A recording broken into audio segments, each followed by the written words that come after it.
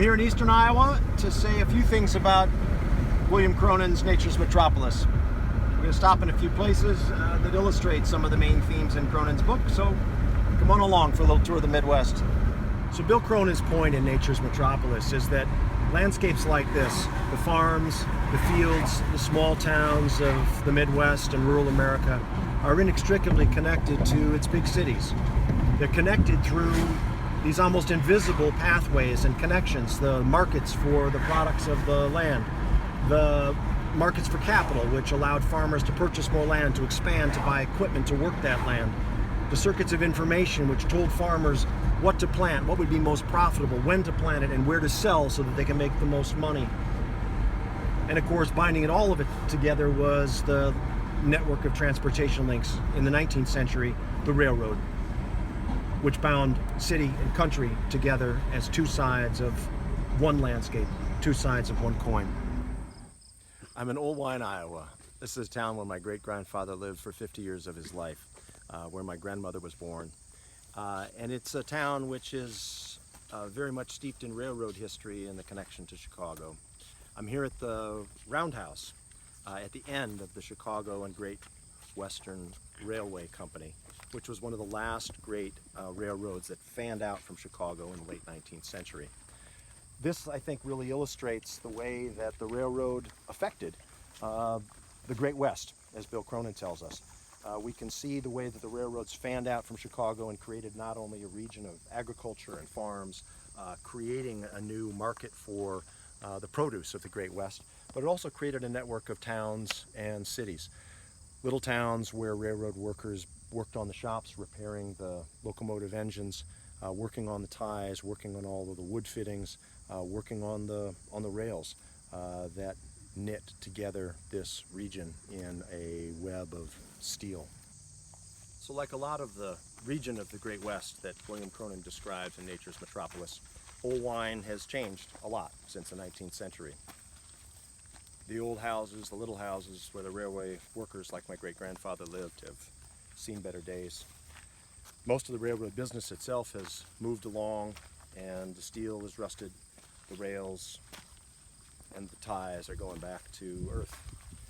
But we can see the history that built this region in those same rails and in the landscape that it left behind. A network of towns, of prosperous farms, even the crops that are grown there, the corn and the soybeans, that are marketed and still marketed through rail and water, and which find their way to Chicago and then on to markets worldwide. So this is another Iowa town, West Liberty, Iowa, which grew up on the railroad in the 19th century. One of the other railroad lines that fanned out from Chicago. In this case, the Chicago, the Rock Island, and the Pacific Railroad. Rock Island's, or West Liberty's fortunes have changed, of course, since the 19th century, but it's a town whose old 19th century railroad past is very heavy upon it, with the railroad tracks that still define its location. Its old Heritage Park here, which is based on the old railroad station, which sat at the center of town. It's a town of about 4,000 people today, but you can get a sense of the prominence of the railroad just in the quality of the architecture, and sort of the exuberance of the building for a small Iowa town. And there were literally hundreds and hundreds of such towns all across the Midwest. When the railroad was the most progressive thing going, this was a town that was at the cutting edge of the modern world.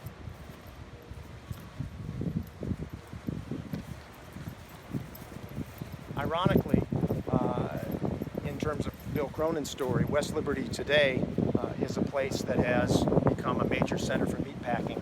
And just over here on the other side of the tracks is the West Liberty Food Company, which is a turkey processing plant, which has drawn literally hundreds and hundreds of workers from all over the world to come and to work here.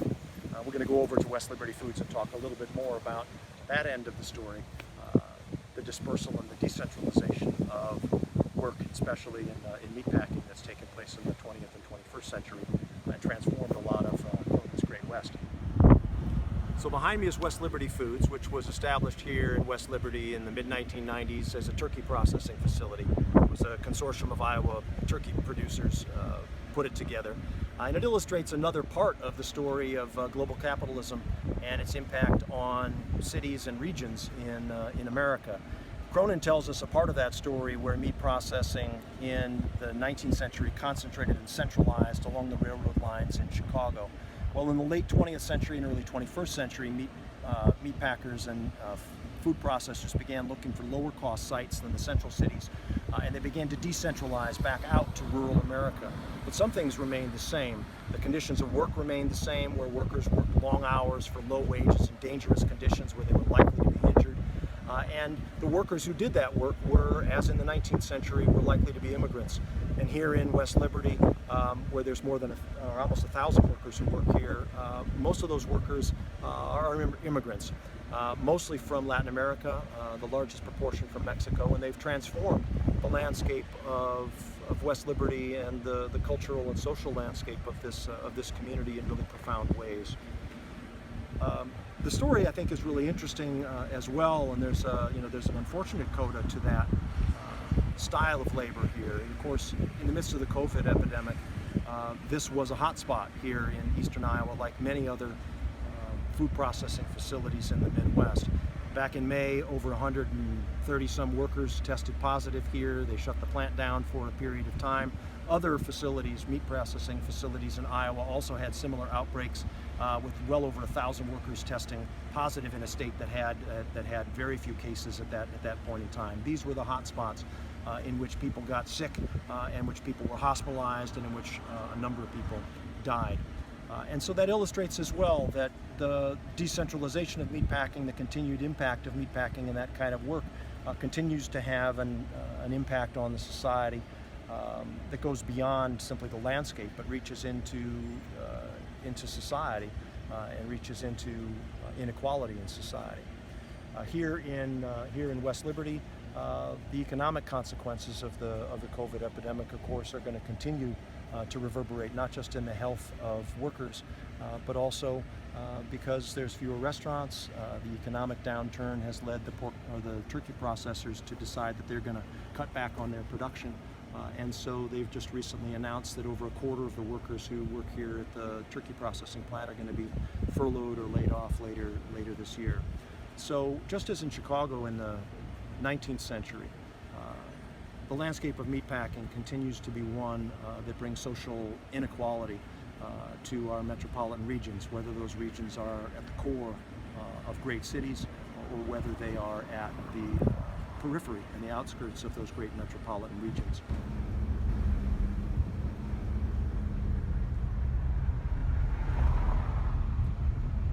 And one of the other cool features about this transformation, the hopeful features, I think, of this transformation in places like West Liberty, is that the globalization of meatpacking has transformed this town and really revitalized a town that was economically dying. West Liberty today is about 52% Latino, mostly folks of Mexican descent, and that's a transformation that happened in the last 30 or so years as the turkey processing plant took off. It drew in workers from literally all over the Western Hemisphere to come and work here. And thus in the last 30 years, West Liberty has been revitalized by meatpacking that decentralized from the great metropolitan centers, but which drew workers to them just as those great metropolitan centers had done in the 19th century, and drew people thousands of miles away from all over the world to come to towns that had been settled in the 19th century by immigrants, and to revitalize them with new culture, new economic activity, and a new life.